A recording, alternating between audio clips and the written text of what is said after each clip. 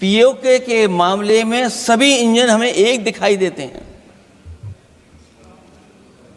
और जहां पीओके पे पहुंचने तक की बात थी, कुछ लोग तो पीओके पर ये कह रहे थे कि हमारा कब्जा हो जाएगा, 6 महीने का केवल हमें मौका मिल जाए। ये अफसर सरकार आखिरकार पीछे कैसे हट गई, और क्या कारण था कि सरकार को सीज फायर का ऐलान करना पड़ा? अध्यक्ष महोदय, हमें उम्मीद थी कि सरकार सीज फायर करेगी, सरकार ऐलान करेगी, लेकिन इनकी मित्रता बहुत है, बहुत गहरी मित्रता है,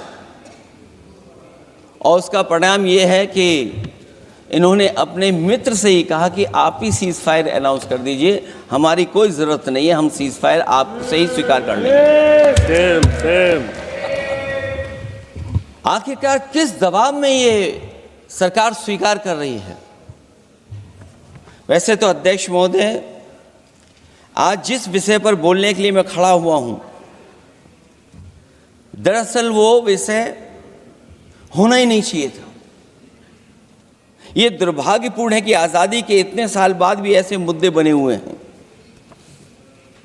ये बात अध्यक्ष महोदय पक्ष विपक्ष की नहीं है, देश की सुरक्षा की है, जनता के जीवन और रक्षा की है।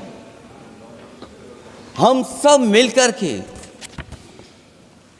कोई ऐसी नीति रणनीति बनाते क्यों नहीं है जिससे सीमाएं हमेशा हमेशा शांत रहें। लेकिन पहलगांव की घटना ने साबित कर दिया है कि लापरवाही देशवासियों की जान ले सकती है। और अभी जब मैं सुन रहा था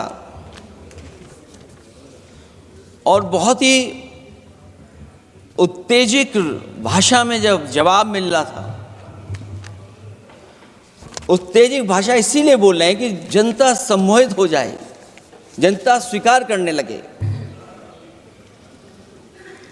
लेकिन सच्चाई ये नहीं है। आप कितना भी उत्तेजित बोलें, देश की जनता समझ रही है। ये सही है कि जनता के इमोशंस का लाभ आप उठा रहे हैं शासन करने के लिए। जनता का इमोशन का लाभ उठाती है सरकार। मुझे याद है कि जिस दिन पहलगांव हमला हुआ, उस दिन वहां का हर पर्यटक पूछ रहा था, जो पर्यटक पूछ रहे थे कि खतरों के बीच मेरी रक्षा करने वाला कोई वहां क्यों नहीं था। आखिरकार ये सबके मन में सवाल यही है कि जिस समय घटना हुई, आखिरकार उन्हें बचाने वाला कोई क्यों नहीं था।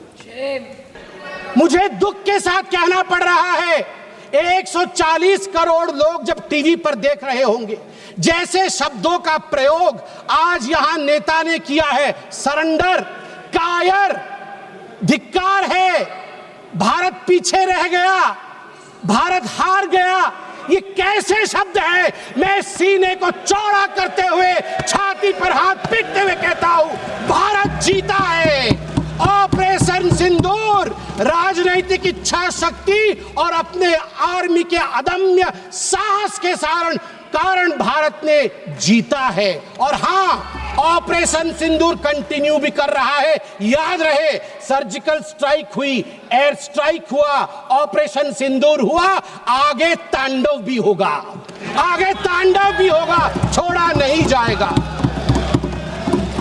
आज राहुल जी के एक एक प्रश्न का उत्तर दिया जाएगा, और मैं यहां भाजपा के सदस्य के नाते नहीं, एक आम हिंदुस्तानी के नाते कहना चाहता हूं। अभी राहुल जी ने यहां कहा कि हम सब आपके साथ खड़े थे, एवरीवन वाज अगेंस्ट पाकिस्तान, हम सब ने पाकिस्तान की तरफ उंगली दिखाई। किसने दिखाई? किसने दिखाई सभापति महोदय? कल के हेडलाइन को मैं पढ़ना चाहूंगा। कल हेडलाइन छपा है द ट्रिब्यून में। ट्रिब्यून में क्या हेडलाइन छपा है? ट्रिब्यून में हेडलाइन छपा है कि Pakistan narrative was right, Chidambaram the man of Congress pokes hole into India's narrative. Pakistan का मुख्य अखबार है, उसका हेडलाइन है कि कांग्रेस पार्टी सही कह रही है, पाकिस्तान का कोई हाथ नहीं है आतंकवादी हमले में, ये भारत की सरकार झूठ बोल रही है। ऐसा हमेशा क्यों होता है कि दोनों टीवी चलते हैं, भारत के टीवी पे नरेंद्र मोदी हीरो है और पाकिस्तान के टेलीविजन में राहुल गांधी हीरो है? ऐसा क्यों होता है? सभापति महोदय, मैं एक डोजियर लेके आया हूं। आप जानते हैं कि जिस समय यूपीए की सरकार थी डोजियर खेला जाता था, ये बात अलग है, अब हम डोज देते हैं। मगर ये जो डोजियर में लेके आया हूं, ये डोजियर पाकिस्तान ने यूनाइटेड नेशन एचआरसी, यूएनएचआरसी को सबमिट किया था, ह्यूमन राइट काउंसिल को। और किसको कोट किया है?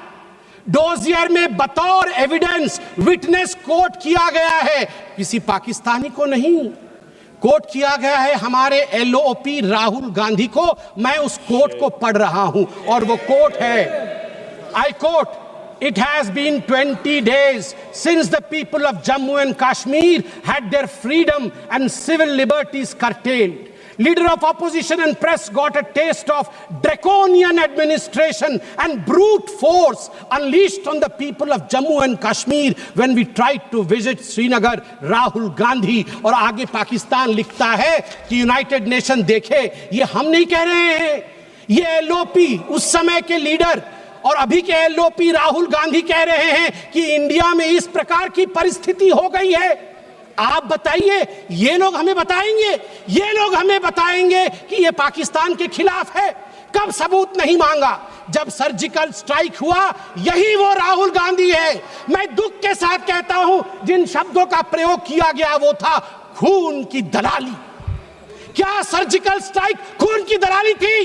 क्या सर्जिकल स्ट्राइक खून की दलाली थी? और मेरे पास यह भी डॉक्यूमेंट है, जब एक बड़े नेता कांग्रेस पार्टी के ऑपरेशन सिंदूर के बाद इसे सिंदूर का सौदा कहा और सभापति महोदय मैं उसे अनदेखा कर देता, मगर अगले दिन डीजीएमओ पाकिस्तान ने उसे कोट किया और डीजीएमओ पाकिस्तान ने कांग्रेस के तीन वीडियो चलाए। एक वीडियो खरगे साहब का चलाया, एक वीडियो राहुल गांधी का चलाया और तीसरा वीडियो चलाया जिसमें कांग्रेस का नेता ऑपरेशन सिंदूर को सिंदूर का सौदा कह रहा है। We don't need enemies from outside. हमें बाहर से दुश्मन नहीं चाहिए, घर के अंदर ही दुश्मन बैठे हैं।